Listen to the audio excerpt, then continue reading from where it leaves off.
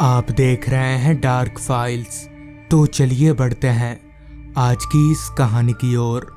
रात के तकरीबन 8 बजे मैं जब मीरपुर गांव की सड़क पर पहुंचा, तब मुझे ना तो वहां कोई इंसान दिख रहा था और ना ही कोई सवारी। बस सुनसान सड़क और चारों तरफ फैला जंगल। पैरों की मदद लेने के अलावा मेरे पास दूसरा और कोई चारा नहीं था। पैदल पैदल अभी मैं कुछ कदम चला ही था कि तभी पीछे से आती एक आवाज़ ने मेरे बढ़ते कदमों को रोक दिया। कहाँ जाइएगा बाबूजी? आवाज़ सुनते ही मैंने पीछे पलटकर देखा तो पाया कि मुझसे कुछ ही दूरी पर एक साइकिल रिक्शा खड़ी है।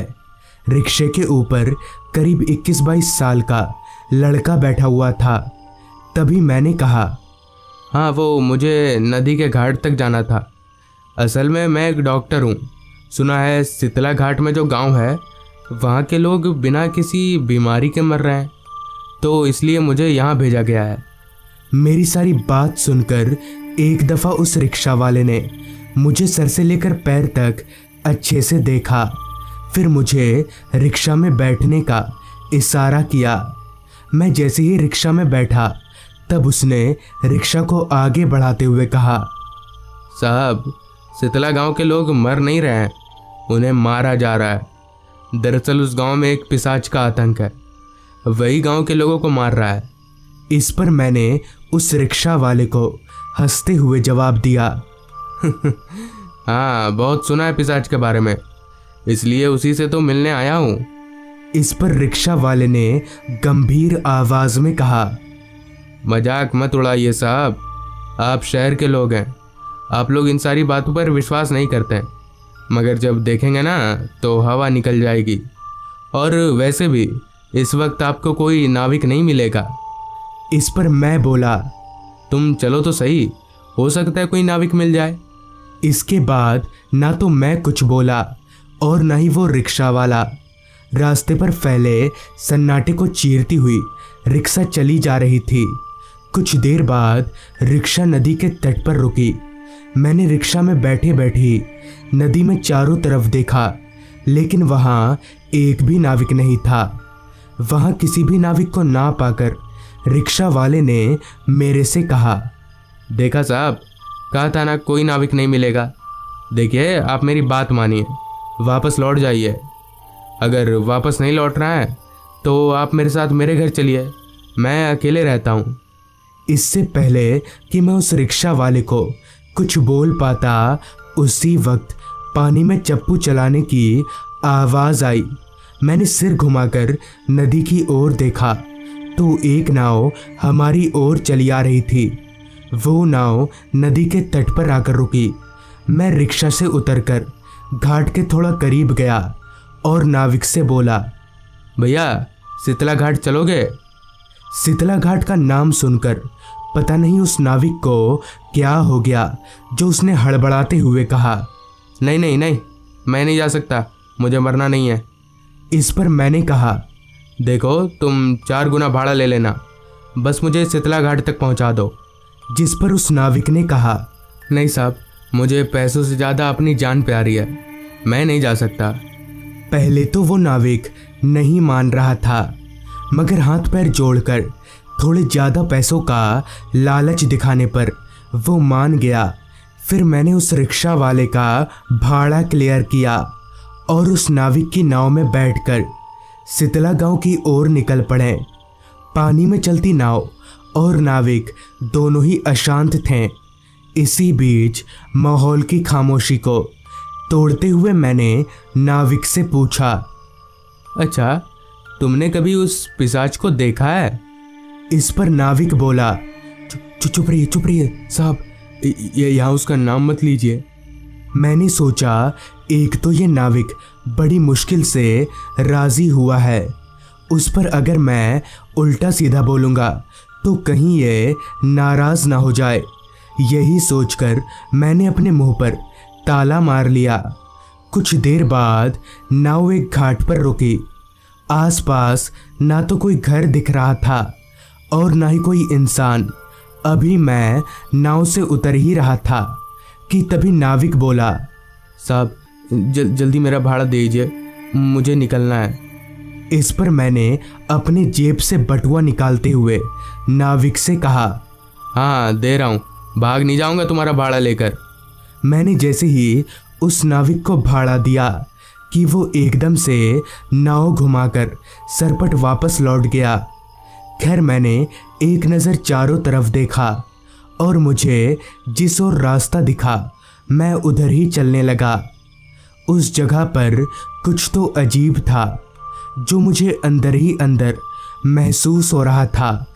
खैर शायद रास्ता खाली है इसलिए ऐसा होगा, यही सोचकर मैं चलता रहा।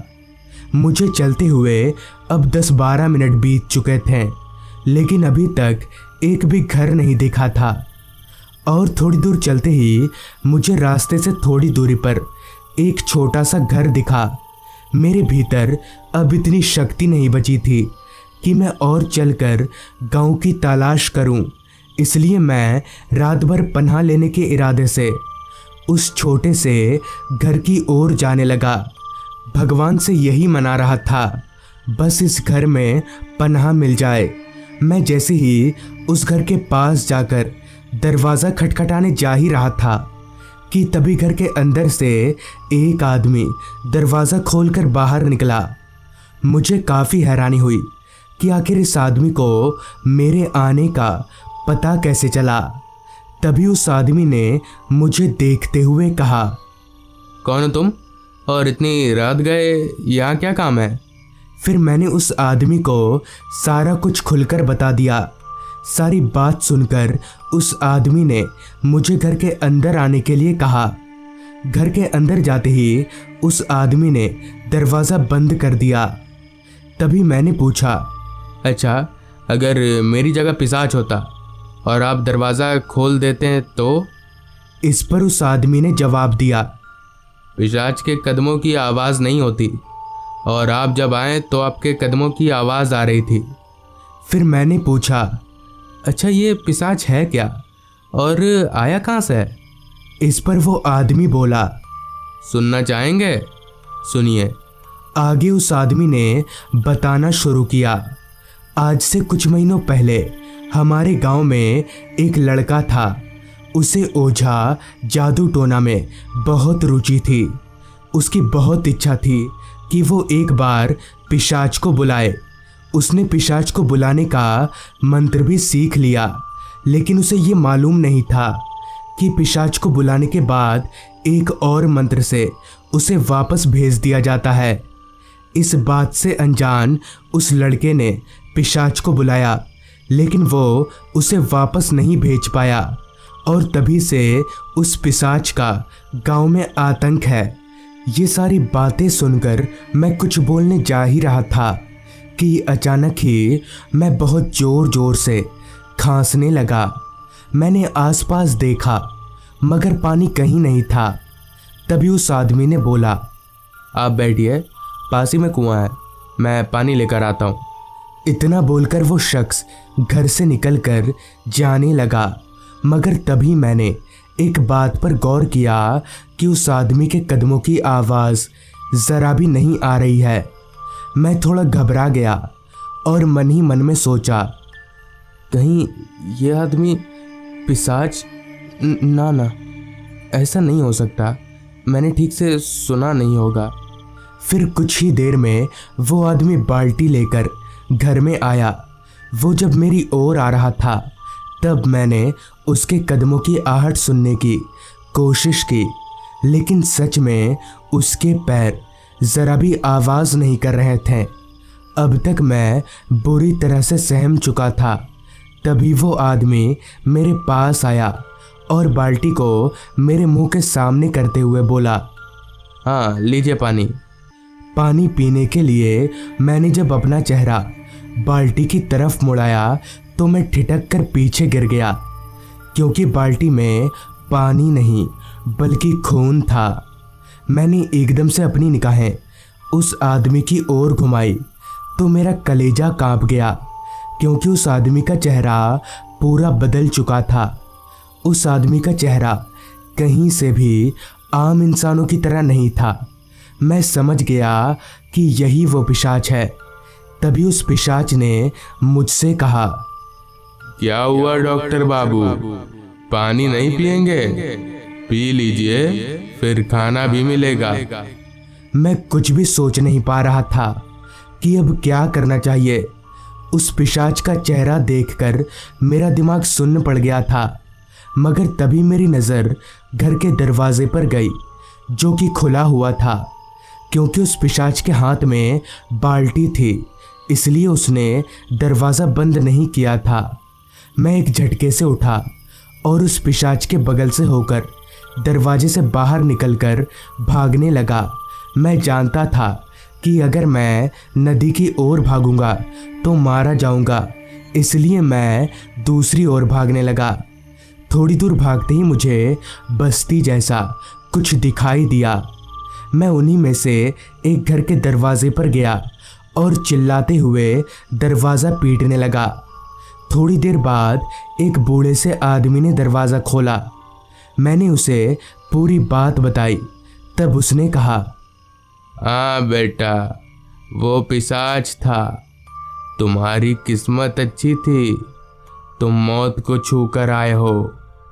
पूरी रात मैंने उस बूढ़े आदमी के घर में कटाई और सुबह होते ही वहाँ से निकल गया।